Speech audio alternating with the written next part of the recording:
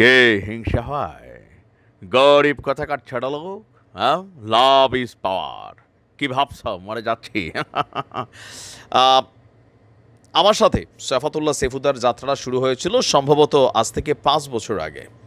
আমি একটা ভিডিও করছিলাম, সেই ভিডিওটা নিয়ে সাফাতুল্লাহ সেফুদা মানে অনেক গালাগালি করছিল। তারপর হচ্ছে যখনই ভিডিও করতাম তখনই সেই ভিডিওটা কাউন্টার করে তার ভিডিওর মধ্যে কুমিল্লার ইতর ছোট লোক বিভিন্ন ধরনের ডায়লগ আমাকে নিয়ে এসে দিত, এমনকি তার বিভিন্ন ভিডিওতে এরকম ক্যামেরাতে আমার ভিডিও প্লে করেও সমালোচনা করার চেষ্টা করেছে। তো এরপরে তার নিয়ে কিন্তু আমিও পাল্টা কাউন্টার করছি। এরকম কাউন্টার খেলায় একটা সময় তার বিষয় নিয়ে আমি কথা বলা একটু বন্ধ করে দিচ্ছি, কারণ হচ্ছে পলিটিক্স নিয়ে ছিল, তারপর নোংরা ভাষা, অশ্লীল বক্তব্য, শব্দবোমা, নানান কিছুতে তার কানেক্টিভিটি। তো যাই হোক, আমরা মূল আলোচনা হচ্ছে যে গতকালকে থেকে নানান ভিডিও আপনারা সোশ্যাল মিডিয়া প্ল্যাটফর্মে দেখছেন যে সাফাতুল্লাহ সেফুদা মারা গিয়েছে।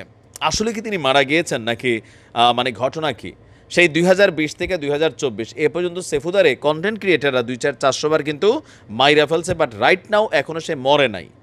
তবে মুমূর্ষাধীন অবস্থায় চিকিৎসা নিচ্ছে হাসপাতালে, ভিয়েনার একটা হাসপাতালে তার চিকিৎসা চলছে। সেখান থেকে তার একটা ভিডিও সর্বশেষ আপনারা দেখেছেন। আর আমারও দু একজন পরিচিত মানুষ আছে যাদের মাধ্যমে আমি একটু তথ্য নিয়েছি যে না, সাফাতুল্লাহ সেফুদা আসলে এই মুহূর্তে মরে নাই, তবে জটিল রোগে আক্রান্ত, বয়সও হয়েছে কম না, পরিবার নাই, মাথা উলাইন্য একটা ক্যারেক্টার। তো বুঝতেই পারছেন জীবনের একদম শেষ পর্যায়ে আসছে।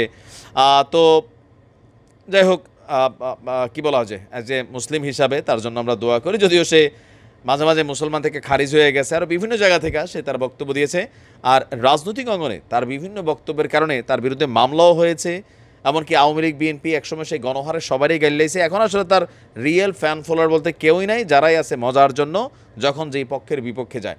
তো সেফুদার সম্পর্কে একটু পরিচিতি দিয়ে আপনাদের কাছে আজকের ভিডিওটা শেষ করছি।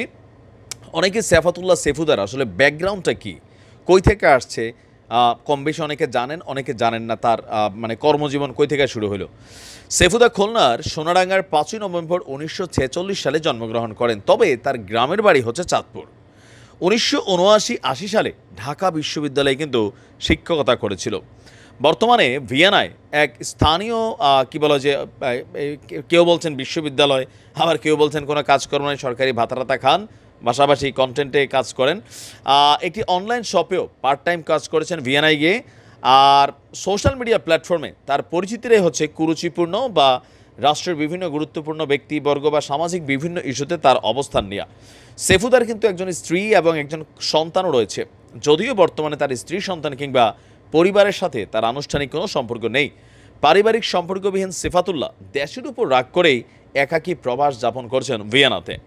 নানান বিষয় নিয়ে সেফুদার লাইভে এসে অল্প সময়ে তার শব্দমোমার কারণেই সে বেসিক্যালি তারকা হয়ে গিয়েছিল।